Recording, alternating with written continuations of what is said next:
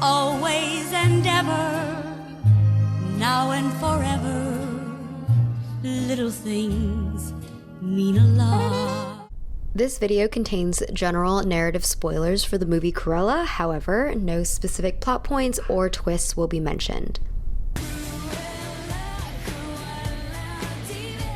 Hello my sweet puppies, welcome back to my channel. My name is Mina, and today, I don't think I've ever introduced myself as my name in any of my videos. This is a first for me. Today we're going to be doing a costume analysis on Disney's new movie Cruella. And yes, there's an and because I'm giving you guys a double feature.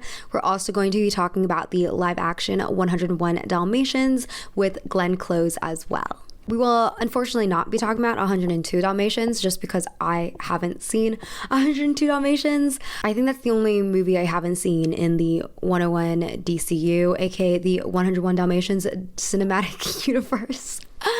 And I don't have any intention of seeing 102 Dalmatians anytime soon because, hot take, well actually I don't know if it's that hot of a take because I don't know what the general consensus is on the Glenn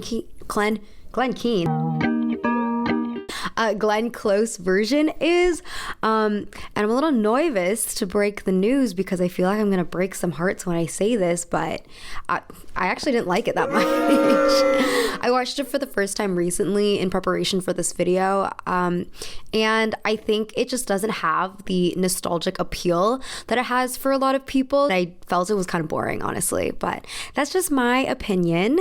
I'm not going to talk too much beyond the costumes for this video, but as a quick review on what I thought about the new Cruella, these are just generally my thoughts and feelings.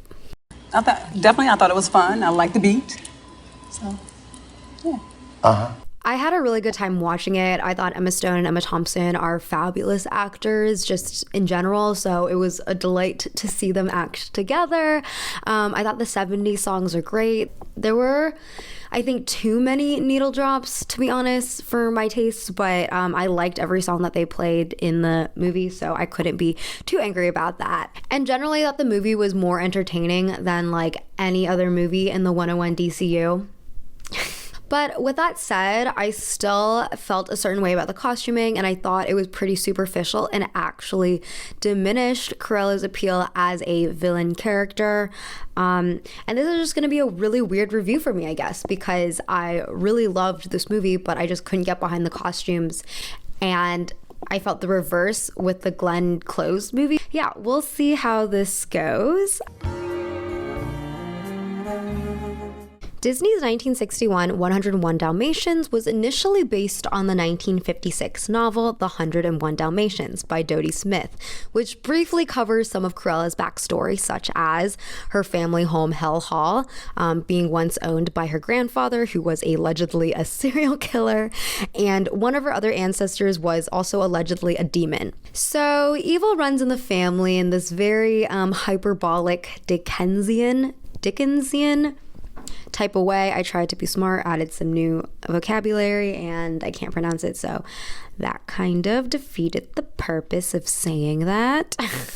In the words of Glenn Close, I think Cruella basically has no redeeming human characteristics, except she does have a sense of humor, albeit wicked. She's gleeful in her evilness. Side note. What I would have loved even more than a 70s punk prequel is if they actually did something more along the lines of a series of unfortunate events or the Addams Family, doing Cruella's family storyline and introducing these really wacky characters that have these very hyperbolic names like Cruella de Vil. I think that just would have been so much fun. I just also feel like when I look at Cruella de Vil's house and the way that it was animated in the original animation, it would have just been a way cooler prequel to go through this aesthetically darker Victorian route. Think about it and then get back to me when you realize how amazing of an idea that would have been. So I was taking a look at some of the concept art created by Mark Davis for the original 1961 movie, and I'm just going to show you a couple images for that. Early designs of her portrayed her much younger looking, which would have technically made more sense because Cruella allegedly met Anita while in school, but her final cartoon design looks a good 20 years older than Anita. Must be Cruella, your dearly devoted old schoolmate. Maybe evilness makes you age faster? Unsure. I love the style of the turban and red and blue color scheme, but I think she is serving more Hollywood vixen than she is chic fashion house diva here. Her look actually reminds me a lot of Norma Desmond from Sunset Boulevard. In these drawings, Cruella is basically wearing her final outfit design in the movie, but the way they drew her hair and face makes her look more conventionally feminine, fashionable, and refined. In contrast, the final Cruella feels like a caricature of the refined, fashionable woman. If you think of the pretty and elegant villains that Disney has animated, the Evil Queen and Maleficent come to mind, they are both a lot more static. We can cough it up to Disney's animation technology back then, but both of these characters move languidly, slowly, and have stable expressions. They are depicted as way scarier than the likes of Yzma or Ursula, who are given more cartoonish personality in their body movements and facial expressions. If we had a Cruella who looked like this, we probably wouldn't have had a Cruella who looked like this, because Disney has shown us that a pretty girl can't do ugly things, and an ugly girl can't do pretty things. aka in The Little Mermaid, when Ursula transforms into Vanessa when she needs to be seductive, or when the Evil Queen transforms into an old hag caricature, and when Maleficent transforms into a dragon leading up to their deaths, because pretty girls can't die, right? I also think it's generally a bad and messy practice to draw the Disney villains as conventionally uglier than the princesses or heroes, because then it often leads to employing negative ethnic stereotypes for the villains. But I'm getting off track. My point is, I think that if they went with these initial concept art images, we would have had a totally different Cruella in the movie, and thus a totally different Cruella in every subsequent adaptation. Something that all Cruella concept art images have in common, though, is the dependency on a black, white, and red color scheme and the fur coat. Fur is imperative to Cruella's entire identity. I live for furs. I worship furs. The whole conflict of the original movie is that she wants Roger and Anita's puppies to create her fur coat. But I also do want to note that the original 101 Dalmatians is not an anti-fur story. It's just an anti-puppy fur story, because there is a scene when Anita says that she herself would like a fur coat, but she's like too modest to purchase one. Oh, I'd like a nice fur, but there are so many other things. Sweet, simple Anita. We're going to get more into the fur discourse later on in this video, and why I think the lack of it in the new Cruella movie basically is something I cannot get behind at all. But all in due time, just you wait. Glamour published an article recently stating the incarnation of Cruella in the 1996 movie as a fashion designer has been essential to her contemporary success. Despite her obsession with literally wearing the fur of dogs, she is, by all accounts, fabulous.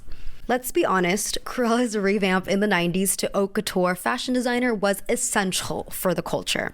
Rather than being a kooky 1960s dog napper, she rose above that to become this hyper glamorous CEO with a truly evil capitalistic bloodlust. Cruella was always portrayed as rich, but I would say that it wasn't until the 96 version that you really see how her villainy is tied in with her wealth and status. At the beginning of the movie, she actually was planning on a stripes collection featuring endangered tiger skin. Do you like sports, Frederick? Oh, I don't believe so, madam. I thought we liked stripes this year. But then tosses millions of dollars post-killing these tigers already to reroute and go for Dalmatian spots instead. What would it cost us to start again on next year's line? Millions? Can we afford it? Well, yes. Thank but you, darling. Now go away. I have to talk to Anita. The 1961 movie posits Cruella as simply an evil, sadistic woman, but the 96 movie makes us question whether or not Cruella wants these Dalmatians for art or for cruelty.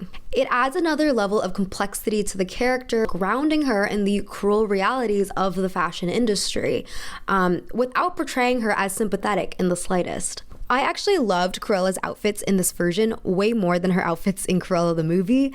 They were all perfect maximalist camp. The costume designer, Anthony Powell, rest in peace, incorporated all types of feathers, furs, and snakeskin into the costumes.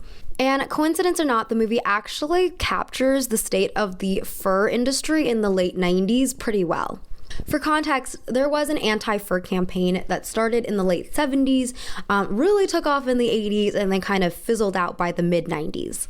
To illustrate this further, in 1985, there were 42 designers that had real fur in their collections. And then by 1997, more than 160 designers were using fur in their collections. What caused this shift? Chantal Nadeau said in her book, Fur Nation From the Beaver to Brigitte Bardot, that the fur industry changed their strategy to create a correlation between the human woman and fur. She says, the strategy behind this humanizing campaign that really kicked off in 1994 has been less to sell fur than to sell names and faces, to clearly thwart the image of fur as an economy of death. If you buy a Paula Lishman, you buy not only a wacky, crazy, original fur knitted garment, but you also support a woman who, throughout her career, has styled herself as a nature lover, a dedicated mother, a responsible creator, but also a fierce female entrepreneur. Against the bimbo image of female consumers so predominant in many anti-fur activities and fictional accounts, the modern fur trade constructs narratives within which women are the agents of the fur nation. And who is Cruella but a girl boss with a passion for fur? You can't deny that Cruella looks super glammed up wearing all her fur coats. I feel like the impression I get when I watch this movie is not, ugh, gross, like she's wearing an endangered animal. It's, wow, she looks pretty freaking fabulous. As Nadeau says, Cruella's ferocious appetite to get the little dogs as her second skin reads as a burlesque yet provocative piece of pro-fur rhetoric. On designing her costumes, Anthony Powell said, Cruella is a total monster, a force of nature. If it's too realistic, it becomes unpleasant. So I needed to make her unlike anybody you would bump into walking down the street. I needed to make her larger than life. And he's right. It's like what I said in the beginning. Designing an evil character that makes goofy facial expressions and moves abnormally brings back the fun into the story. And it makes the movie that actually deals with pretty disturbing subjects a lot more lighthearted for child audiences. But because the live action uses real humans, and even though Glenn Close is a great actress and they do fun things like redrawing her eyebrows, hey, that's a genius idea, and redrawing the shape of her lips, she's not a cartoon and there are limitations. So to make up for that, having her wear outrageous costumes that no average human would ever wear out and about brings that fun back. The first shot of Cruella we get is her getting out of the car wearing all black in stiletto heels. Her cigarette ash drops on her chauffeur's foot and she ignores it, showing how she has little regard for anyone. She steps out and drags along luscious fur coattails behind her. We don't even see her face yet, but we know exactly who she is and what she's all about. Anthony said that putting her in black was purposeful. It took me a lifetime to realize that you should never be afraid of being obvious. Black spells villain. Once you establish that with an audience, you can do whatever you like. Cruella also doesn't have a particular time influence. The shoulder pads and nipped waist definitely make me think of the 40s or 80s, if anything, but all the silhouettes and elements are so severe that her clothes don't really reflect any kind of trends people actually wore. Anthony has said he did this on purpose as well. Directors often ask you to do no period, which is extremely hard to do as there's always something which dates it. So with Cruella, I had to create a very original look. I started with her silhouette. She's such a spiky and forceful person that I wanted her silhouette to be striking and exaggerated, in at the waist, out at the hips, with shoulders you could impale somebody on. You'll also notice that you never see her hands. There's something about Pink's skin which is softening, so she wears gloves with fingernails, which both extends the length of her fingers and makes her hands seem like claws. I think by creating a very unique silhouette for Cruella, it doesn't really matter if she's taking more references from the 40s in this look or from the 60s in this look, because the look is still very signature to her and is a look that not a lot of other people could pull off, and therefore is a look that transcends trends. Anthony Powell also worked on the costumes for 102 Dalmatians, and like I said, I haven't seen that movie before, but I did take a look at some of the costumes in it and they are immaculate. There's a scene where Cruella is in prison and she's wearing the most glamorous prison uniform that is designed like a 1960s mod dress, complete with a pullbox hat that says 666 on it, prison shoes that are just striped stiletto heels, and gold shackles that could pass for fine jewelry. Jenny Beavan did the costume design for Disney's Cruella, and she made about 47 looks for Cruella alone, and they are all so beautifully constructed. But with that said, I don't think they make any sense. And I'm not blaming her for that. I know with Disney, especially with any movie, but Disney especially, the costume designer is at the mercy of whatever the director wants or whatever the executives want. And yeah, she doesn't have total autonomy over Disney's costuming. So I'm not blaming anyone in particular for this. I'm just pointing out things in the movie that I felt were inconsistent, or I felt were things that I would have liked to change. Yeah. So Cruella takes place in the 1970s, and yes, this is very important. They really shove it down your throats. The music is from the 1970s. That's like playing at this time. And Cruella also takes a lot of references from 1970s punk fashion. Jenny talks about how they employed shapes from the decade, like the nipped waists, exaggerated flares, and oversized lapels. She didn't want to go overboard though, saying, I found if I overdid the excesses of the 70s, it started to look like costume more than clothes. I personally have no issue with costume designing looking more costumey, but maybe that's just me. Cruella in this incarnation is an inspiring designer with punk sensibilities. Even as a child, she acts rebelliously and shreds up her school blazer, paints her shirt, and wraps her tie around herself like some kind of belt harness. The earliest scenes of her as a child DIYing her school uniform are honestly when she is like at her most punk in the entire movie. And this is because she's rebelling against an actual system, aka her school. She also dons red hair for a good portion of the movie, embarrassed by her natural two-tone hair color, and the midpoint of the movie when she decides to be more herself is symbolized by the hair change. Predictable, but fine. Jenny said that they took a lot of aesthetic cues from Nina Hagen, a German new wave singer, the Club Kid brand body map, and designers Vivienne Westwood, Alexander McQueen, and John Galliano. The theme of the story here is that the Baroness, the villain, represents the Dior couture establishment and high fashion, and Cruella is the punk Westwood disruptor. Also, sorry, can we just talk about this missed opportunity? And yes, this is a spoiler, so if you don't want to be spoiled, please skip ahead to this timestamp, but I just have to mention this. I'm really sorry. There's a traumatic scene for Cruella at the beginning of the movie when she's a kid and she shows up to this 18th century Rococo-themed gala event. And then at the end of the movie, there's a scene that parallels the first scene. And I just think it would have been super cool for Emma Stone to wear a Vivienne Westwood-esque Rococo-themed outfit rather than, I don't know, this kind of anticlimactic suit. She's overthrowing the Baroness, and I think there would have been no better way to visually symbolize that than having her wear like a punk deconstructed version of what the Baroness was wearing in the first couple scenes. Especially when Vivienne Westwood, John Galliano, and Alexander McQueen have all played with historical silhouettes. Even if they didn't want to push it that far, I mean, just even going with like a Vivienne Westwood t-shirt, one that says like God Save the Queen, that would be hilarious. That would be funny. I would co-sign that expeditiously. Like, the work is literally out there. Lost opportunity aside, I think the framing of Cruella's agenda is probably the weakest part of this entire film. Don't get me wrong, I love 70s punk. I've mentioned it a couple times on this channel already, but the problem is Cruella de Vil is just not punk.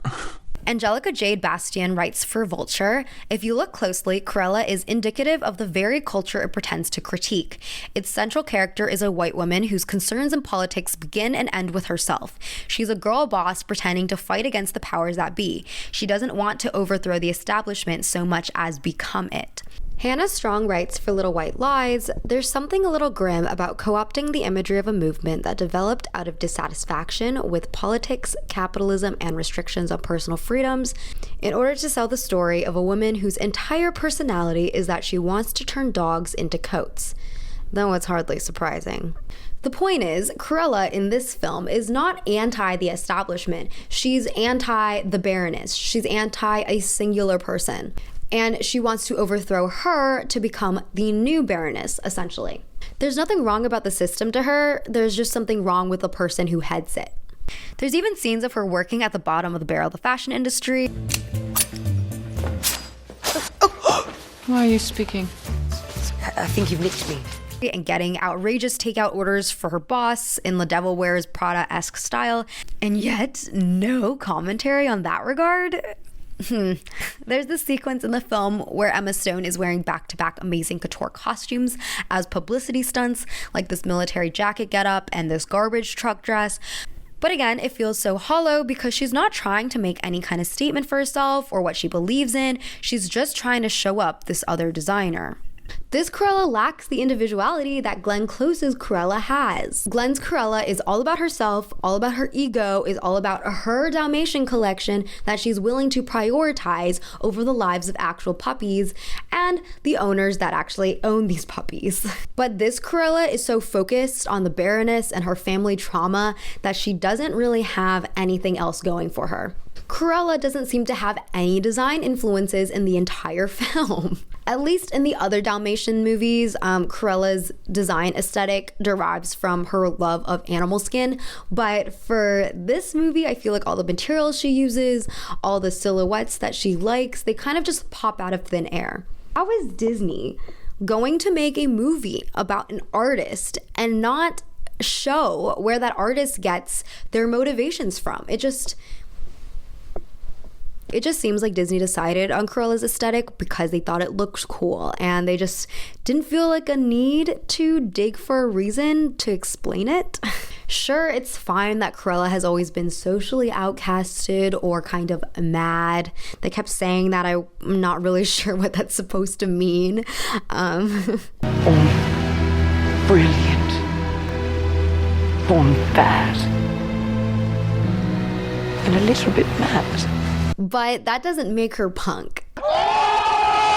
And I think by costuming her as a punk hero with clear punk influences from established punk-inspired designers, it ends up diluting the real-life punk movement, which feels a little gross to me. Also, Cruella's outfits, once again to Jenny's credit, are beautiful. They look expensive, and that's the problem. The punk movement started on the streets, and in the UK, it started among the working class. Punk fashion was accessible. In my corset video, I mentioned how the ripped jeans trend came about because the Ramones, who made them a statement, actually couldn't afford new jeans to replace their worn ones. Another big punk trend was ripping a shirt and securing it with safety pins. This is something that is also relatively cheap to make.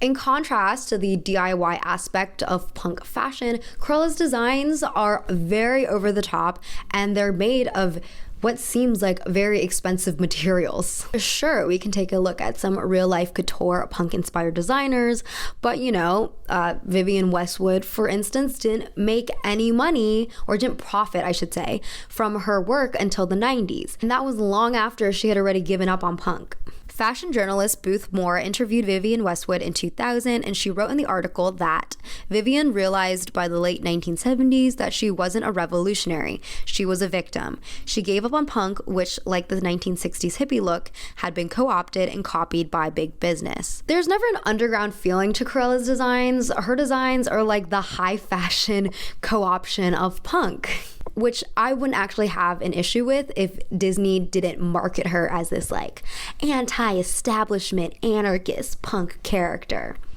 And no, I also don't expect Disney to cover the complexities of punk fashion in a 2-hour and 17-minute movie. Also, it's Disney, so I know they're not going to do that. I'm just saying that by removing all the context around punk fashion, you end up with costumes that feel pretty hollow. And that just sticking to the assignment like they did with the Glenn Close version would have, 1, been easier, and 2, just more satisfying. Because to rewrite Cruella as this punk girl is way more work, especially when we consider the fact that her character originally represented this dark side of a wealthy, older fashion establishment. Like, she kills endangered animals for the aesthetic, and she wants a real fur because she wants the luxury associated with real fur. And she wants these animals in excess, like 101 of them. And she fires people for disagreeing with her. She's basically always been the more evil Miranda Priestley. She is the antithesis of punk. But punk comes from the underground, and what do we expect from a mega corporation like Disney to represent it as, especially in one of its cash grab reboots? And that brings me to the biggest problem in the entire wardrobe, which is the lack of fur. Cruella, what would you do with 15 puppies? Yeah, I mean, that's irrelevant. Irrelevant because she no longer likes fur. I'm not trying to spoil too much, but the new Cruella basically gets this sympathetic backstory and a complete character rewrite. I don't mind spin-offs, alternate universes, reboots, or anything that messes with the canon, but I do think that it's kind of unnecessary to rewrite a character named Cruella de Vil to be more sympathetic. The fun of Cruella is just how absurdly sadistic she is. What horrible little white rats! There's a moment where she wears a Dalmatian fur coat to fuck with the Baroness, whose Dalmatians she's dognapped, but it turns out to be fake fur. This Cruella is more of a troll messing with audience expectations than anything. And apparently, in Disney's production notes, they wrote, "In our film, the character Cruella does not in any way harm animals. Cruella doesn't share the same motivations as her animated counterpart." Which actually makes no sense to me because being anti-fur is like a relatively new concept. It wasn't until the 1980s when activists started to push this anti-fur campaign, and before that, wearing synthetic fur was actually like a mark of shame among fashion people. Chantal Nadeau said, "Until the 1980s anti-fur campaign, synthetic fur was perceived by the industry and designers and the consumers as the poor woman's skin, the bastard beast. The worse, the castrated image of the fur trade." And I would even argue that now the fur debate isn't as hot as the sustainability debate. Like, faux fur is actually very bad for the environment because it's made of plastic, so it doesn't break down, it doesn't degrade naturally. So I think now people are switching to just buying vintage fur, faux, and animal. I feel like with this movie, Disney was trying to avoid everything about the fur discourse to appease modern audiences, but it feels wrong because the movie takes place in the 70s, which is actually a time period when fur was really abundant. Even Jenny Beavan said in an interview with Pop Sugar, there was definitely a lot of fur around in the 70s, particularly sheepskin. People smelled faintly of sheep. There were wonderful Afghan coats in Kensington Market for about 23 pounds. Once again, the fur is symbolic to Cruella's villainy. It is a symbol of her desire for a luxurious, expensive product, a desire that is so strong that she doesn't care who she has to kill or what she has to kill to get it. Without fur, she's no villain. And maybe that's what Disney wants in the end because honestly, like this Cruella, she actually likes dogs. And so I feel like it's, very difficult for me to foresee how she could end up becoming like Glenn Close's Cruella in the future.